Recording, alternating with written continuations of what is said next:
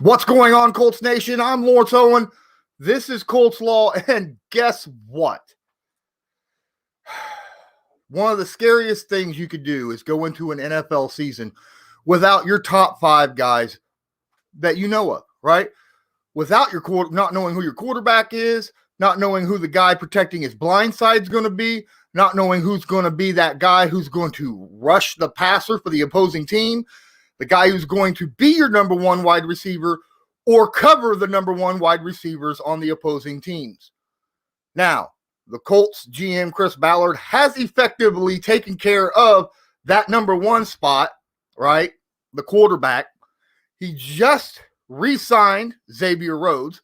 That's another slot. A lot of people want to say that Michael Pittman Jr. could be that number two guy or that number one wide receiver, but T.Y. Hilton's still out there. A lot of people want to see him back as well. That still leaves two of your top three guys that Ballard has yet to fill. The left tackle who would protect the quarterback and the defensive end pass rusher that's going to go after opposing quarterbacks. What's Ballard thinking? We'll get to that next.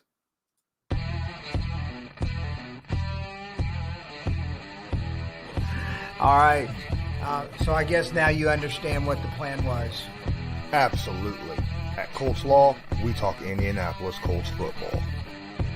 We're going to stick to what we know, fundamentals and technique, 1% better every day.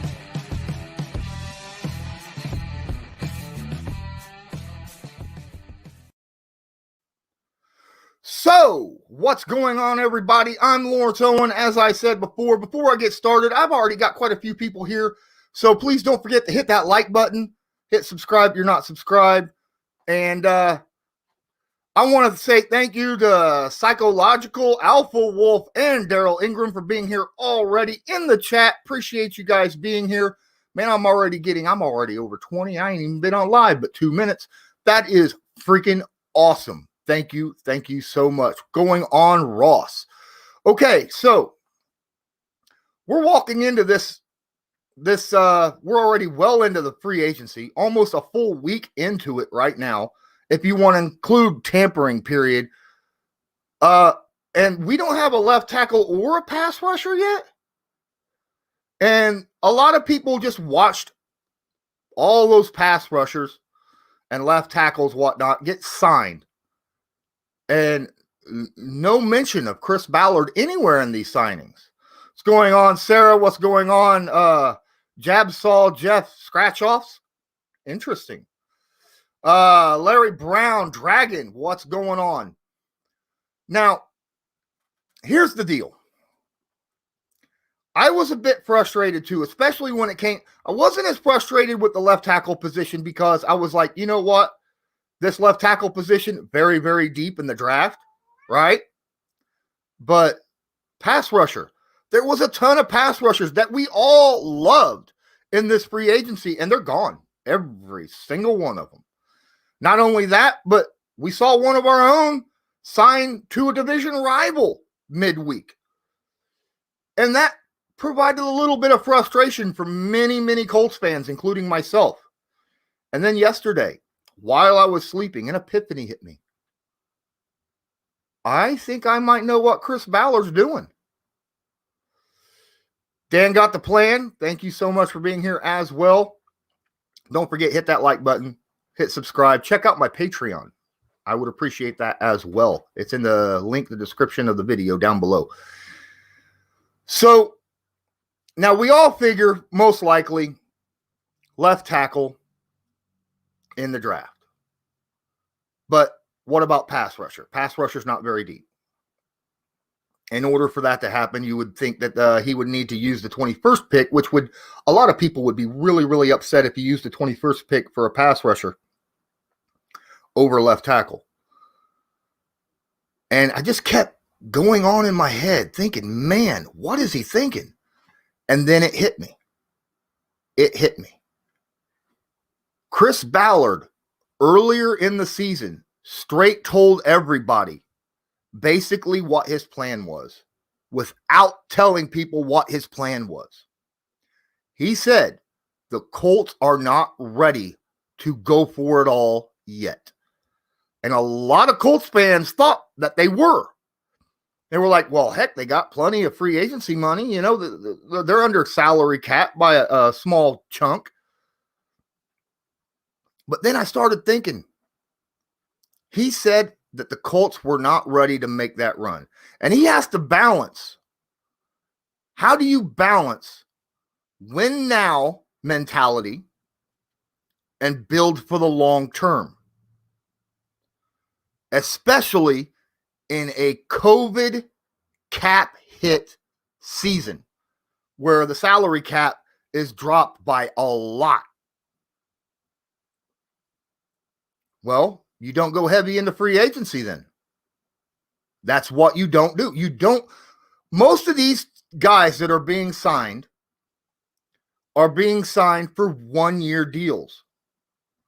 Or if they signed early on, they were very, very expensive. Now, we don't know some of these guys who seem to have reasonable contracts.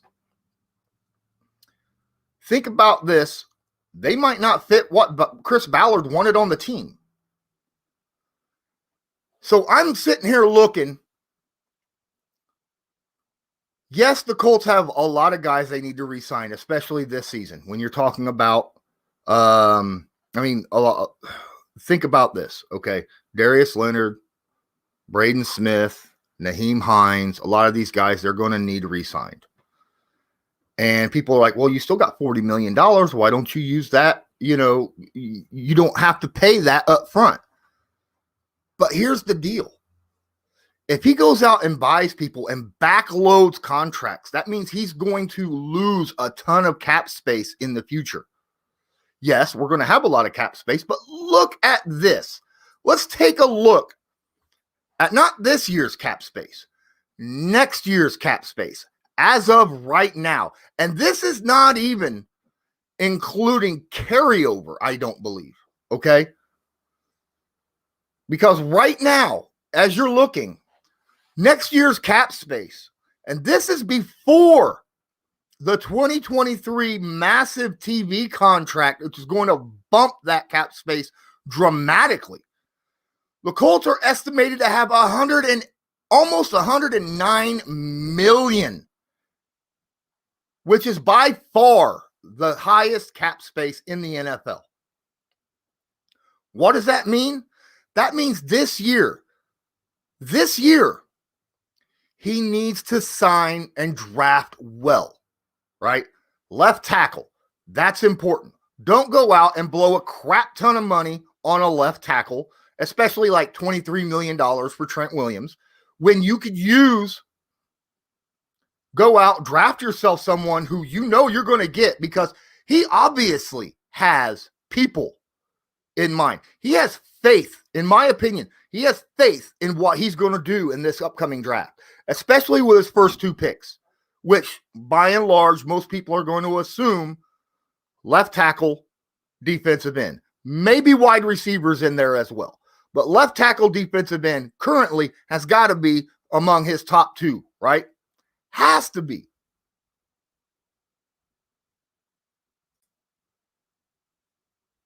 I don't know. Okay. John Davis says, so you don't think he's all in for this season? No. Does he want to have a successful year? Yes, but I don't think that he believes that this is a Super Bowl roster to build with, especially when he's got to re-sign people. Okay? And that's what I think. Larry Brown says there's going to be a lot of teams cutting other players before the draft as well. Yes, I get that. I understand that. And that's a very logical assumption. Now, the cuttings should have happened before free agency started because cap hits, right? But think about it. If he re-signs, let's say the 2 biggest guys that he has to re-sign, obviously Leonard and Smith. I mean, Hines is there too, but Hines ain't going to take nearly as much money as Leonard and Smith. Now, with $40 million, he could legitimately put a huge signing bonus on both these guys, right?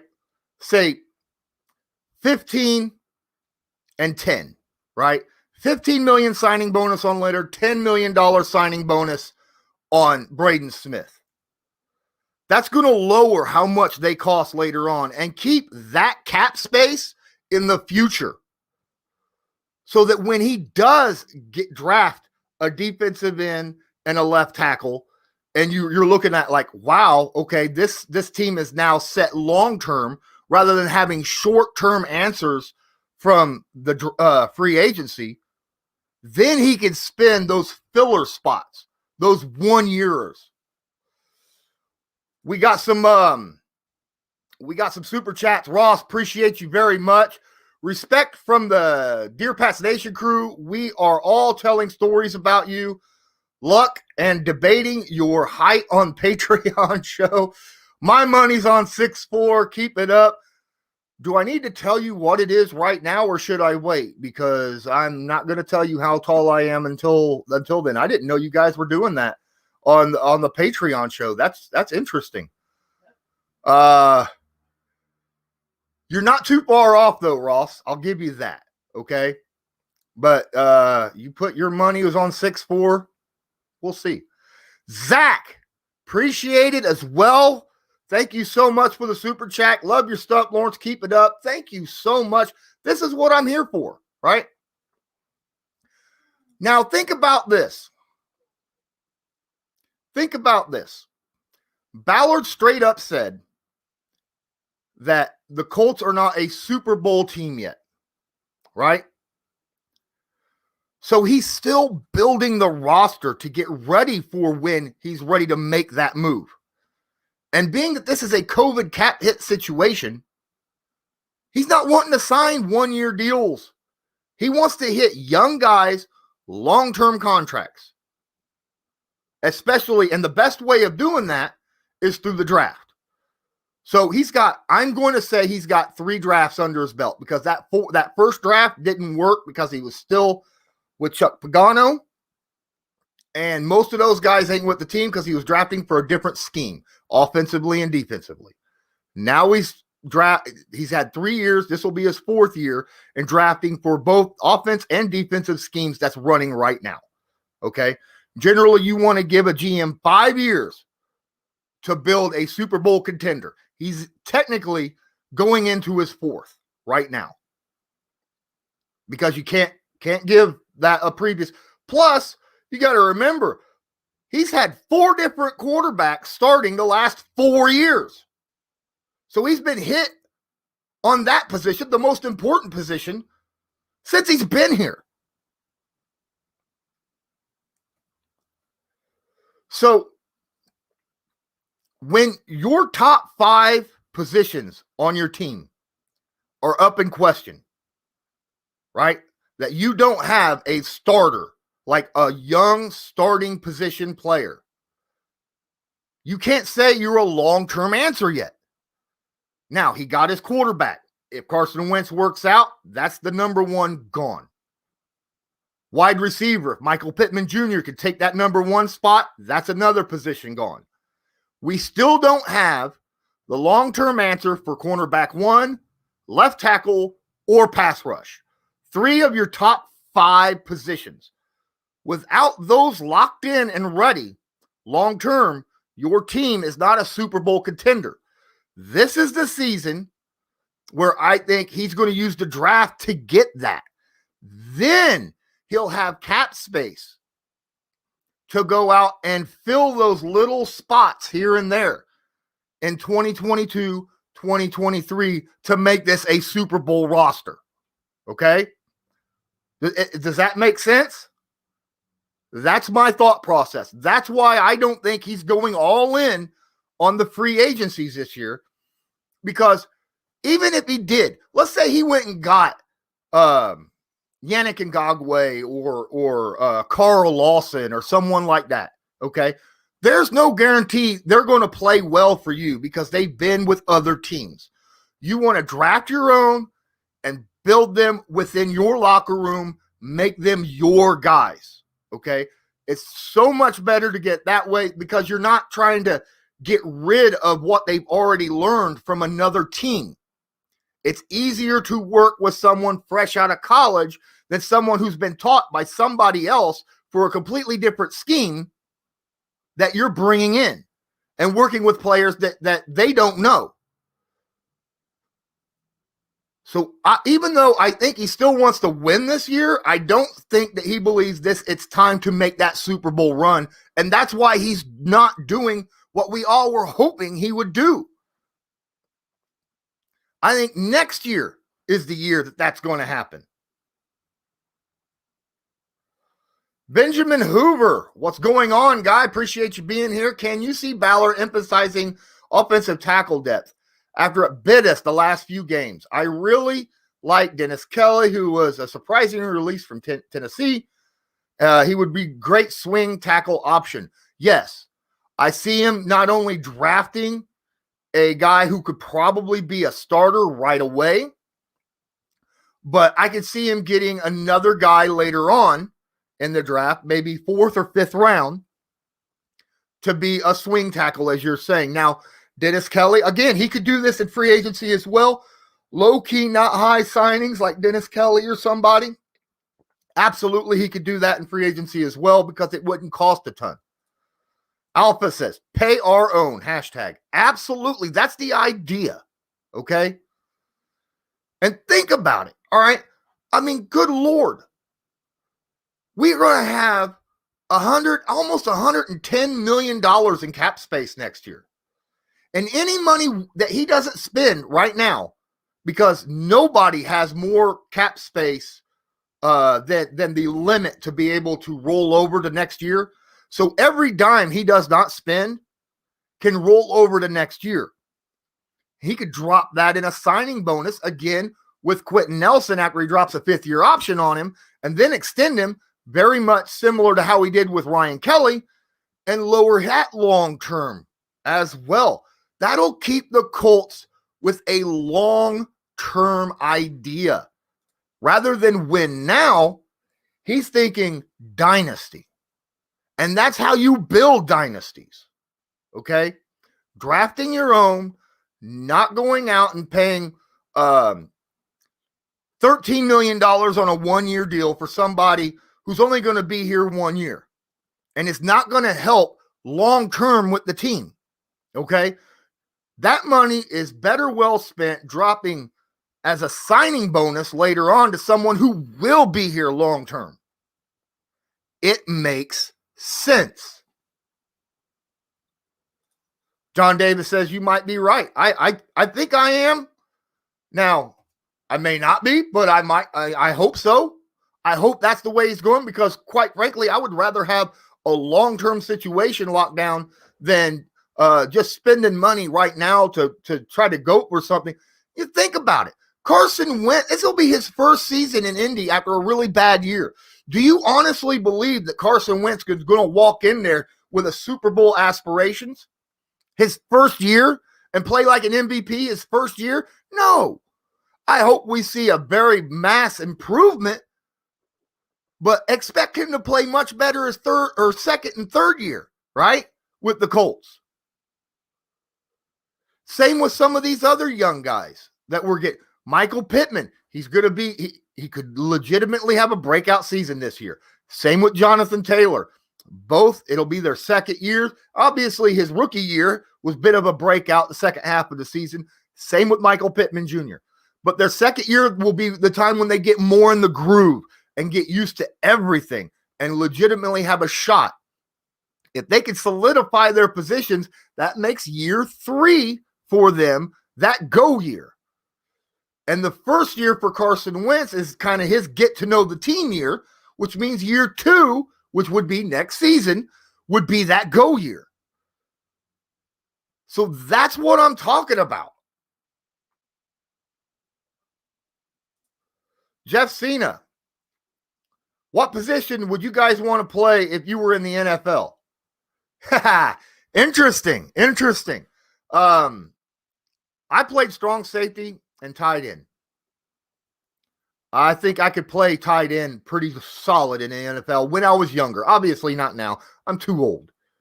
Too slow.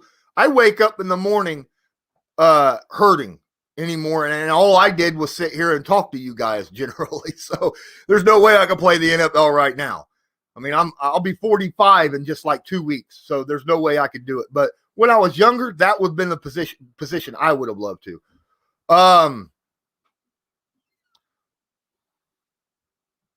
Let me get in here.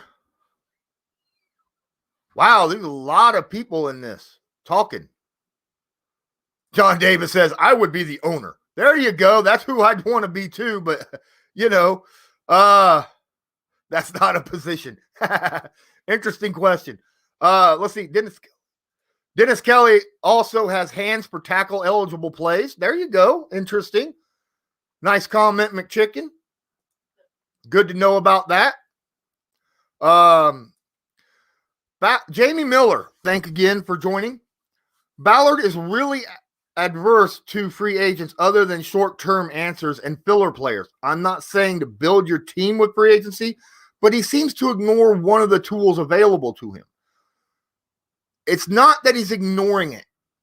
It's that he's not wanting to fill long-term with free agents. He wants to build long-term players through the draft at home.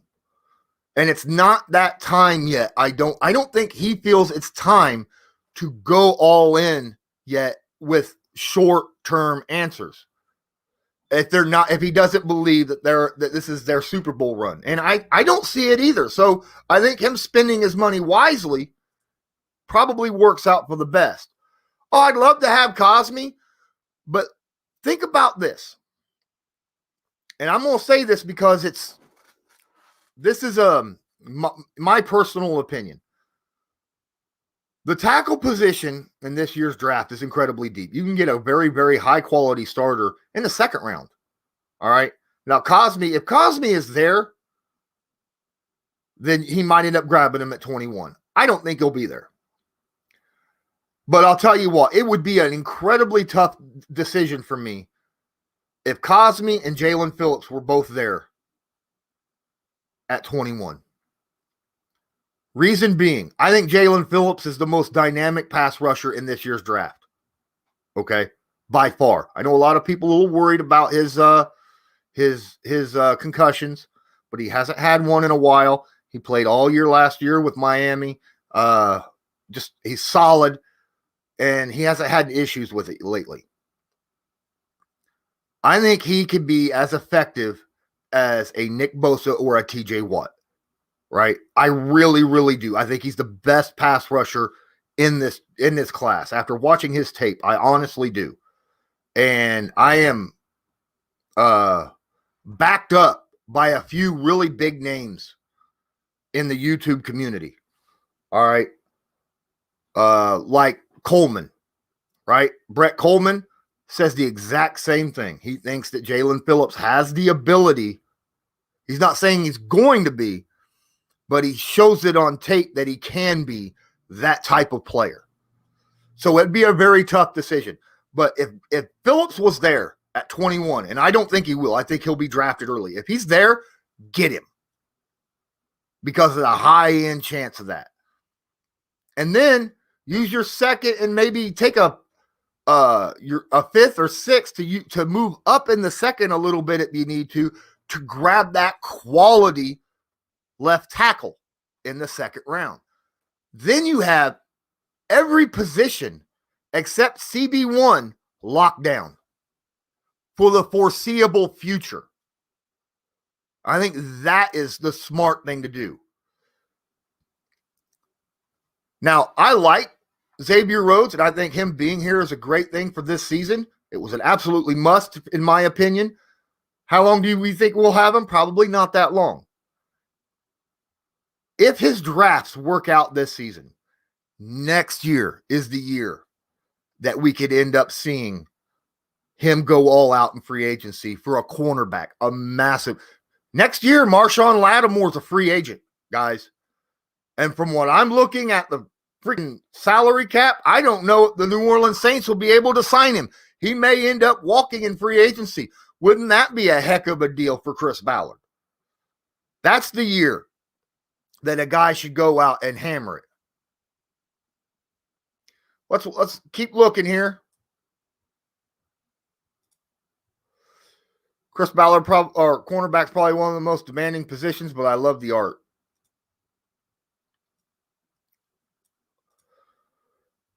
Lewis will start now. He had 4 sacks as a backup last year. Jason David. Interesting. I mean, he's probably the best option at DE1. And I think you'll see a lot of Ben Banigou currently. Ben Banigou, not Taekwon. Obviously, Taekwon Lewis is DE1 in that aspect. But Kimoko Ture at DE2, unless we draft someone like Jalen Phillips, which then, in my opinion, becomes the starter at one of the defensive ends. Wilberto Perez says you just have to draft well. And Chris Ballard is ranked the number 1 drafting GM in the NFL over the past 4 years. There was an article posted showing who had the best drafting over the last 4 seasons, and the Colts were number 1 since Chris Ballard's been in the Colts GM. So if there's anyone that we can have faith in when it comes to the draft, it's Chris Ballard. Chicken says, fresh cut. Yeah, I got this done a couple days ago. Thank you, though.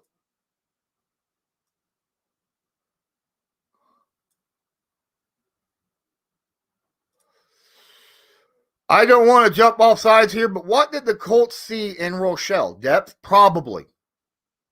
I'm thinking that's probably what we're looking at as well, because he's got issues as well. I think they're looking at him kind of like, okay, so we all know that he liked LaRaven Clark, and he kept him this entire time because he was the prototypical tackle. Well, Rochelle is the same way. He's hoping that maybe he'll see him play a much better role than what LaRaven Clark did.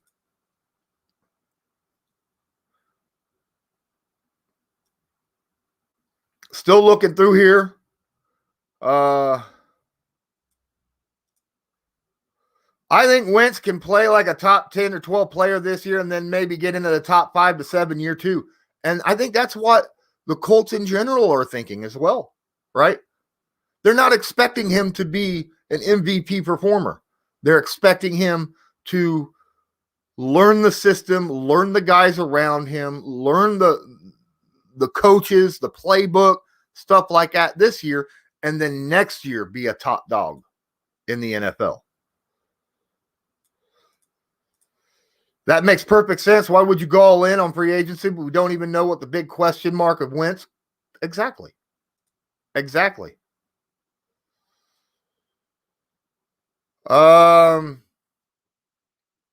Jamie Miller says, I will be the next number 1 on this team, right? Pat McAfee. There you go.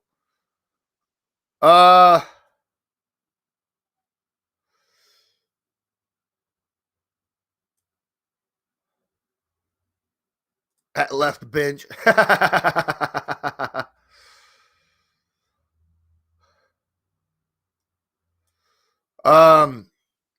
Perez says, I miss playing football. I wish I was more committed to it in the past. I got my knee blown out, and that kind of ended my career before it even really started. So, yeah, that happens.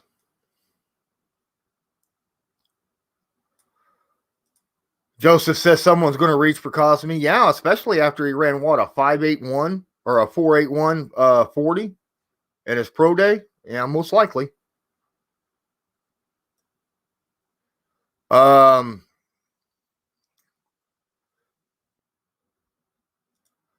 Here we go. If Wentz plays well, it'll be a perfect long-term quarterback because though his cap hit is high, it will look like a steal the way quarterbacks are getting hit. It's not really high, though. His cap hit's not that high. If he plays reasonable, he's not a top 10 paid quarterback in the NFL, right? Currently, he's not a top 10. And those quarterback contracts are going to blow up. So it's not. I don't have an issue with his contract at all. As long as he plays, if he plays top 15, he's worth the contract.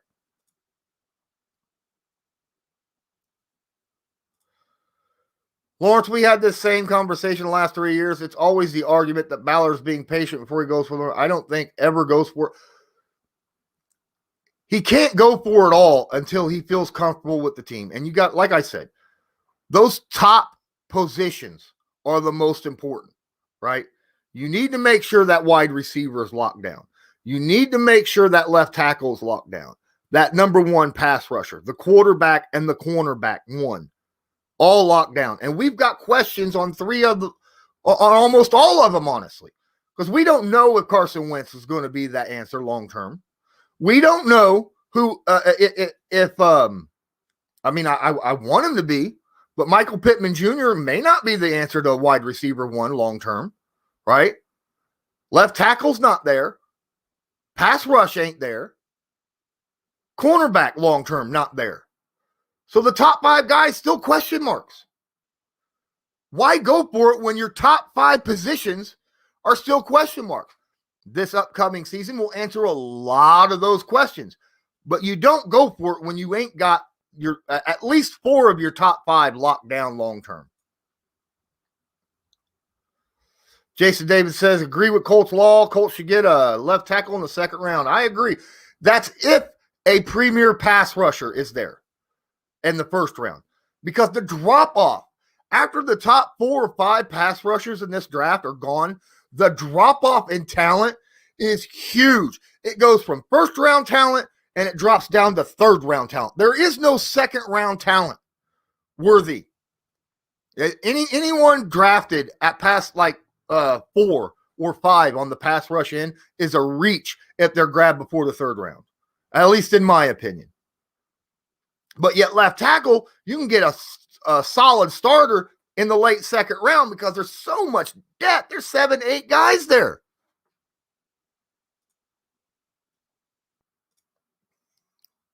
Jason David asks, should we?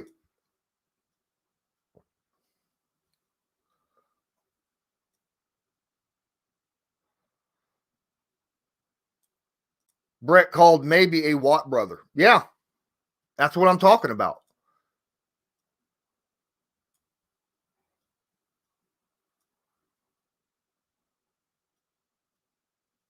All right, sorry, I'm still looking through here. A lot of people talking about college right now in the chat. That's pretty cool.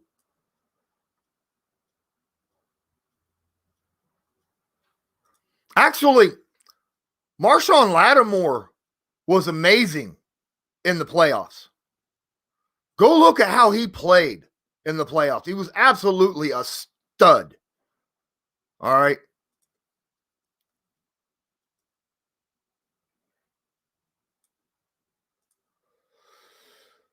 Ursay and Frank Wright both said they want to add another skilled playmaker at wide receiver tight end. And it's possible. And they probably will. Absolutely. Where will it come from? We don't know yet.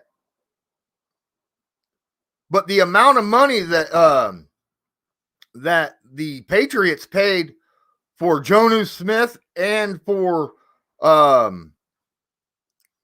the Chargers guy, Hunter Henry,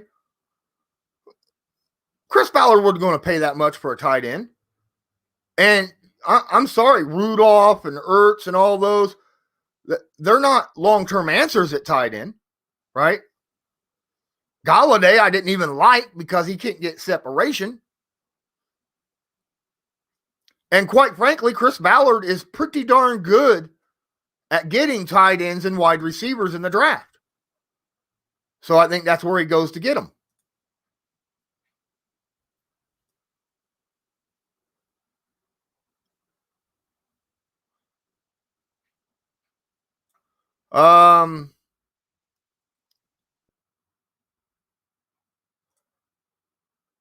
Perez, it's true. Best strategy, pick best players available in the draft and fill needs in free agency.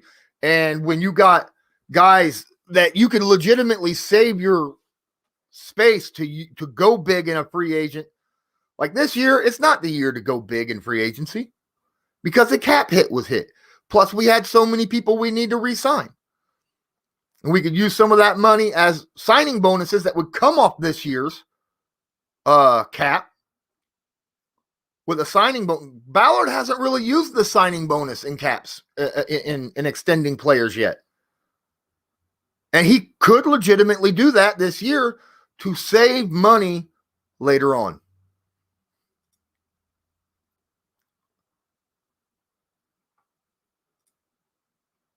Dragon says, the main problem I have with Chris is he struggled to draft a good dominant pass rusher. He hasn't used a first-round pick, right, to get a pass rusher yet. He has went out and used second and third-round picks to get pass rushers who he believed had high talent, high end, but were also low-end guys, right? In the aspects of Ben Vanagu, Kamoko Toure, Tyquan Lewis. He used early and late second and third round picks to get these guys. Actually, I think they were all second round picks. In all honesty, if there is a top 4 pass rusher in the first round at 21, I could see him going and getting them. But if there isn't, then why? Because it would be stupid to even reach. And Ballard's not known for reaching. I mean, he's been called a reacher in many drafts, and then come to find out, he didn't reach. He grabbed, a good pick like Leonard and Smith and a lot of these guys, or they called were, reaches. Larry Brown says, I think Wentz is going to have a chip on his shoulder this year. I think he probably will. He had that interview with Pat McAfee, and he straight up said that the media flat out lied about him having, a bad relationship with the players and stuff around there, that they exaggerated a lot of stuff. So, and that's how, the Philadelphia media has that kind of, reputation. Yes, they did. But then again, they kind of needed to, because they were the worst pass rush in the NFL.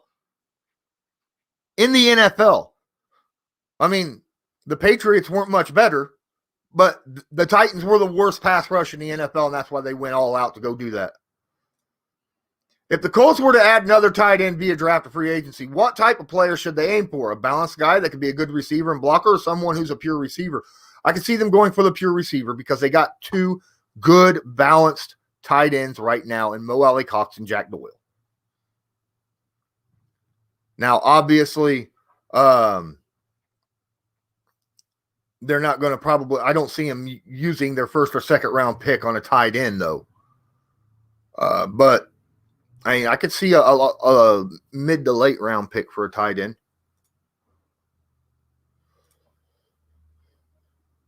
Easy Z says, I'm 6'6", a former basketball football player who also blew out my knee. And I think, wow, you're like right on me exactly, because I'm 6'6". I just let it out. There you go. There you go. I'm 6 foot 6 inches.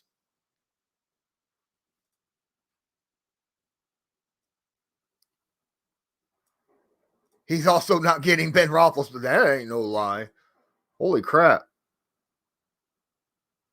But we're not paying him top 10, right? I'm saying it's not coming off the Colts. The Colts is averaging $25 million a year. Philly's dead cap. That's on them. The Colts themselves ain't paying that kind of money for Carson Wentz. Which made that trade even better, because they ate like $30 million dead cap off the Carson Wentz. Bring the Juice. Shout out. What's going on? Bring the Juice podcast. Appreciate you being here. What's going on? Thanks for joining. Don't see you guys in here very often.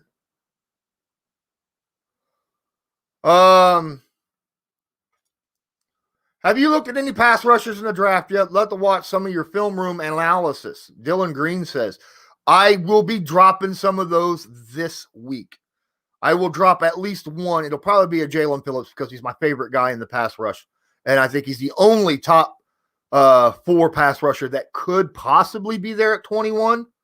So look forward to that soon. I got to find the film on him, but yeah. I just skipped up a whole bunch of stuff. Here we go. XRP, extra rice, please. Should the Colts pick up an offensive guard tackle Wilson that was cut from the Dolphins? He's got problems right now, okay? He's got mental problems right now. That's why Isaiah Wilson was let go. I don't think the Colts will take a chance on that. And if they did, it would be I think he's got to fix himself first. Ross with another one. Thank you so much. Would you have gone after Philip Lindsay as a GM? As a free agent? For the Colts? No, because I think the Colts running back room is freaking solid. I mean, solid. But for other teams who need a good running back, absolutely I would have.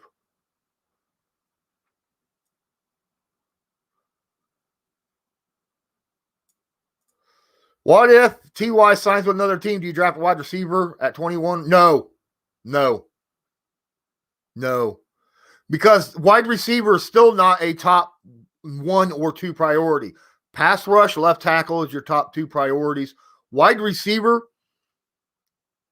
we have a lot of unproven youth with a very high ceiling on the team. I'm not as afraid at wide receiver. If Paris Campbell can somewhat stay healthy, he's dynamic. Michael Pittman showed in the second half of the season that he could take on the number 1 role. I just got to see it for an entire season. Zach Pascal has been the number 1 wide receiver, can be a number 2 solidly.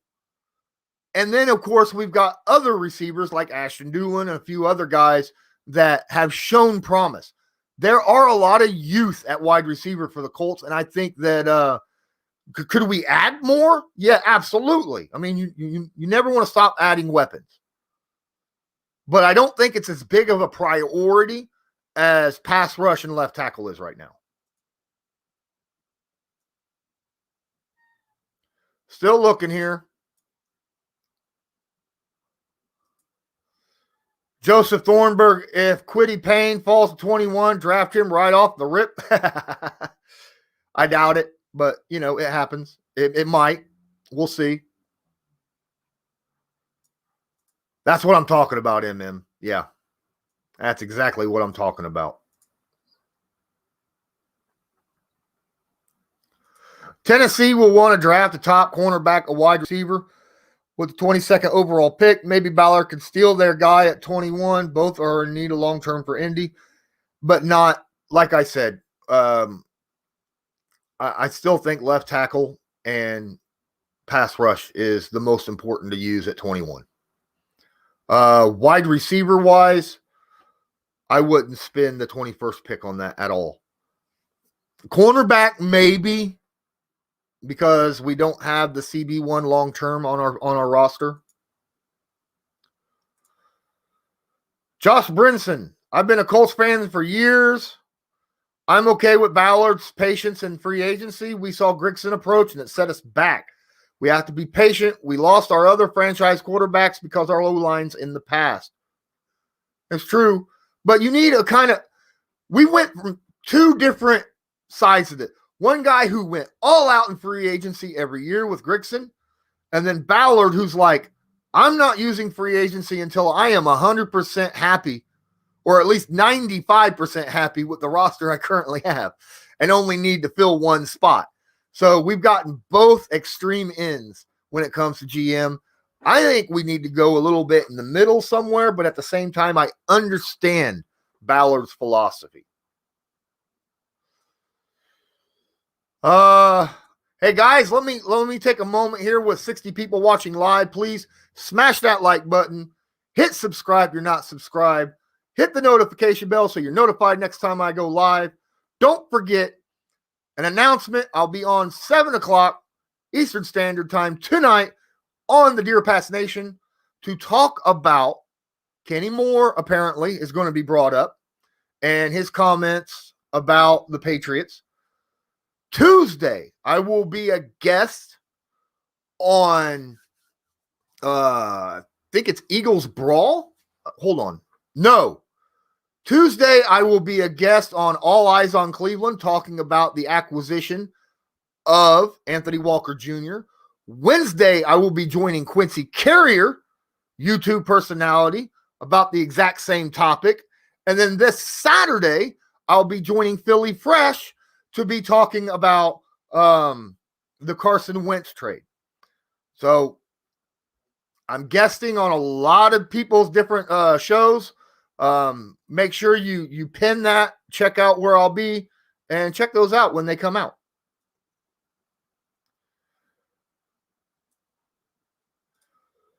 Doyle has 2 years left. He might not be back after that. That's true. That is true. He'll be like 32, 33 at that point. I get that. But I still expect good production over the next 2 seasons for that. And which means next year might be the year we go after a hardcore tight end.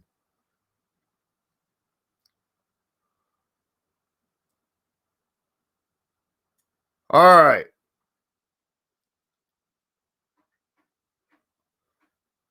Lawrence, I still think the Colts need a pass rusher who has at least experience. Still need a veteran in that room, IMO. I do agree with you. I expect the Colts probably to bring back Justin Houston. I really do. There's a reason why Houston and TY hasn't been signed yet. I think Houston will probably end up coming back. And there's not a better veteran in the NFL, I think, to learn from than Houston, right? He may not have the athleticism that he used to have, but he's incredibly smart. He's got a ton of knowledge that he could teach these young guys. Kelvin Beatty, what's going on? Appreciate you. Chats are nice, but what really turned me on to this film room analysis, okay. Like I said, I'll get back into that as soon as I can. I've been really busy. Where do I see TY playing next year? I think there's a good chance that he'll be back with the Colts this season because he's not signed with anyone yet. And I think that speaks a lot. I think that chance went up from like 15% earlier to probably about 35, 40%. So I still think that we have a pretty good chance at that.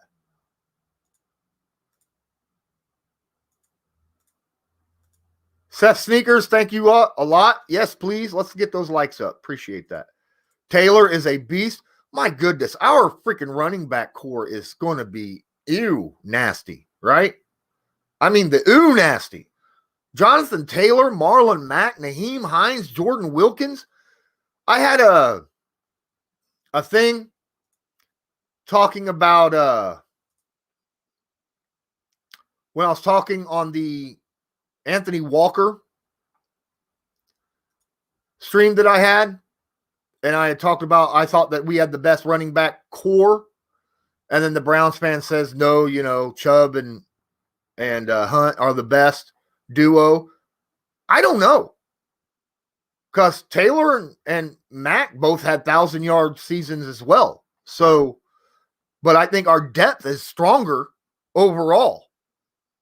I'm just saying. They're definitely, I mean, that two-hit combo there is pretty darn solid, though.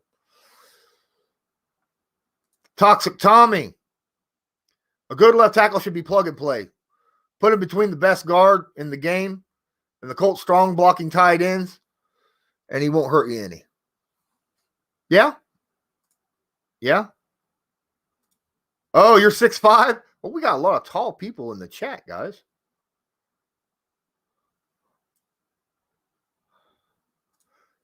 Actually, Costanzo was a first-round pick. Just let you know. He was a first-round pick. Way back in the day.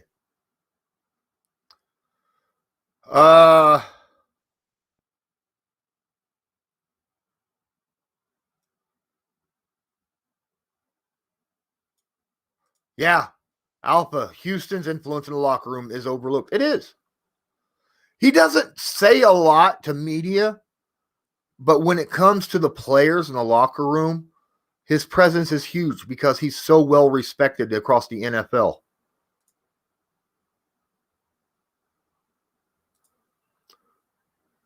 Dan got the plan, says, I think Alden Smith and Ryan Kerrigan would be okay on cheap one-year deals. We'll see how that works out. Ladies and gentlemen, it's been 50 minutes. I'm starting to get sore throat. I'm going to have a drink real quick. I got Dr. Pepper cream soda, man. This stuff is good. I love this stuff. It kind of lessens the bite of Dr. Pepper. Yes, I'm not drinking Mountain Dew or coffee right now. I switched up. Need a little something different, right? Can't drink the same thing every day. Variety is the spice of life. Talks to Tommy Houston might be a good re-sign. I think he still has 6 to 8 sacks a year, and he sets a wicked edge. Solid play. Yes, that is one. He is very, very smart in that aspect. He sets a good edge and knows how to kind of corral a quarterback inside. And when you're playing against really mobile quarterbacks like what we do, especially in our division, right? If Watson's still here, it'll be Watson. Ryan Tannehill is a very underrated scrambler. And then, of course, Trevor Lawrence coming up. Forget it. Better than Chubb and Hunt. That's the thing. Toxic Tommy. He says, without a combine, it'll be hard to spot mutant athletes this year. I don't think so. Because when you have guys like Chris Ballard and the scouting team that they have, they go to games, they study film. That's how they find their guys. It's not necessarily the combine that they go off of, right? That's why they have such good drafts, because they go by the film. And if the film says they're great, that's what they work off of. And that's why I have faith that Chris Ballard will come out smelling like a rose this year in the draft, more so than any other year. Yeah, I'm a midget at 6'3".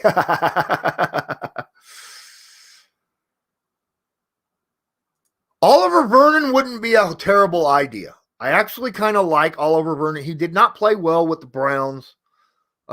He played well against the Colts last season, but that was because Anthony Costanzo was out and he was up against LaRaven Clark for half a game.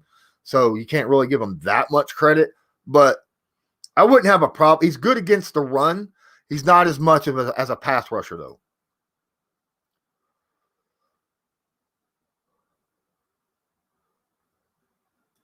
Oh, Dabney Offerman says they love cream soda and wants to know how many calories is in this. I am here to serve. Serving size, 1 bottle. Calories per serving, 4,000,000. No, I'm just kidding. 210. 210 calories, which you expect because there's a lot of sugars in it, obviously. I mean, there's 55 grams of sugar in this. Is it a 17-ounce bottle? So, what's your thoughts on a low-key defensive end options left in free agency like Atashu or Walker from the Broncos?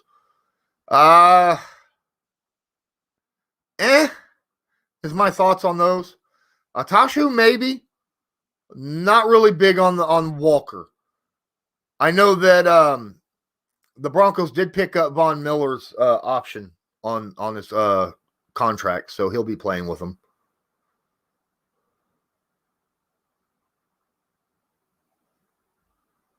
That's exactly it. They don't show, how you work well with other people's. Your games, there's a difference between actual speed and game speed. And they go more off of game speed. Frazier, what's going on, my guy? I'm really worried we haven't addressed a left tackle or edge rush yet. Of these things needs to be fixed before the draft. I don't I don't think that's Ballard's plan. I explained this at the beginning of the stream. So, Ricky, please do me a favor when I end this here in just a couple minutes. Hit the refresh button. Check out what I'm talking about and why I think what Ballard's plan is and the reasoning behind the plan. Because I honestly don't think that he even planned on getting a left tackle or a pass rusher in this free agency. And I think there's a reason for it. Just saying. Coach always said, got to stay away from the soda. Well, Alpha, you definitely do if you're in sports. And I'm done with sports now. I am officially, unless you want to count bowling as a sport, then I'm out of sports. I can drink all the darn soda I so choose. But you know what? I drink a lot of coffee too. So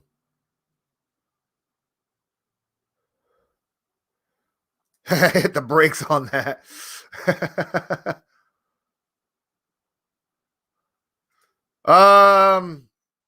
Question, how close to the end of the career is Jack Doyle getting? I think he still has a couple more years left in him. I don't know if he'll get extended after his contract. Last year, him and Mo Alley Cox were both used as run blockers because Trey Burton could not block worth a darn, right? And Phillip Rivers was not a mobile quarterback, so they kept both those guys in the majority of the time to help block and protect Rivers. Plus, take into consideration that Anthony Costanzo was missed a lot during injuries, so they had to be held in on those as well. Browns fans here, loved your breakdown. Anthony Walker the other day. Can't wait to see him in Cleveland. You're going to love him. Brian Davin, you're going to love him. I'm telling you. He's everything I said. Everything I said in that video. And everyone here will say the same thing. Love Mo Alley Cox. I do too, definitely. All right, Ricky, I'll be wrapping this up shortly so you'll be able to refresh it. What's going on, Anthony Zubia? Appreciate you being here. Bears just announced they signed. Okay, that's cool.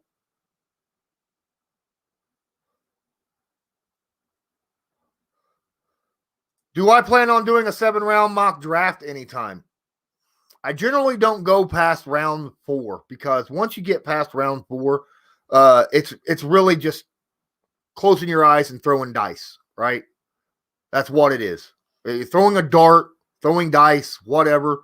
After round 4, you have no idea who's getting picked where and when. Before then, you can kind of get a little bit of an idea. But generally, how many mock drafts have hit? And I'm not talking about guys who have done 50, 60 mock drafts during, waiting for the draft to happen. Because sooner or later, you're going to hit somebody that's worth a darn, that might actually work out. But in general, anyone who does 1 mock draft, 2 mock drafts after free agency, how often do they hit? Especially with Ballard. Very, very rarely. Generally, your first round hits pretty good. You have a chance at second round. And then after that, it starts to go downhill very, very quickly. Luke Neely, great content. Shout out from Australia. Thank you so much. Appreciate you being here. Guys, don't forget, smash that like button. Hit subscribe if you're not subscribed.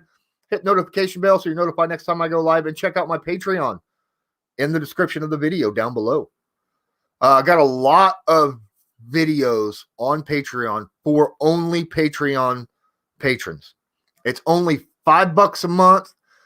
All of my content from anywhere, like later on, I'm going to be going DPN.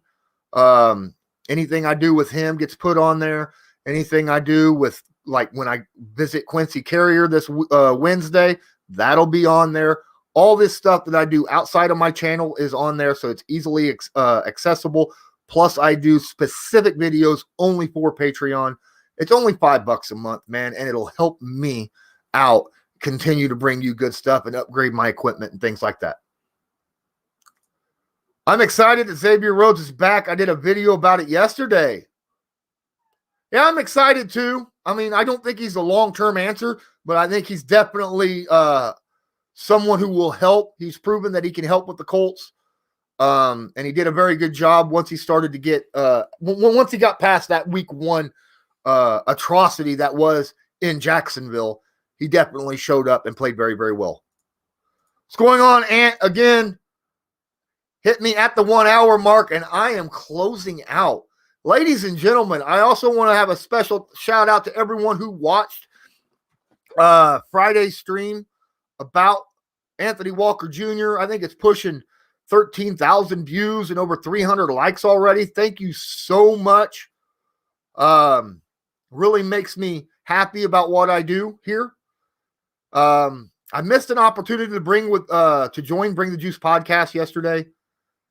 Believe it or not, I was actually out when they asked. I wasn't home, so that sucks. I would have joined if I had been home and seen it. But Joseph Thornburg says, love what you do here. You're a great find. Thank you so much.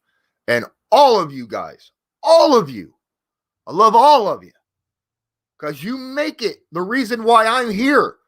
Because of this, your chat and you guys telling me that you enjoy what I do and my opinions on things and my insights, it makes it worth doing it. But until then, man, guys, I got to go. I got to prepare for my stream, another stream. Like I said, I'm joining Dear Pat's Nation. Just check it out. You could search it up here. In 1 hour, I will be there. Until next time, I'm Lawrence Owen. This is Colts Law, and as usual, I want you have a good one.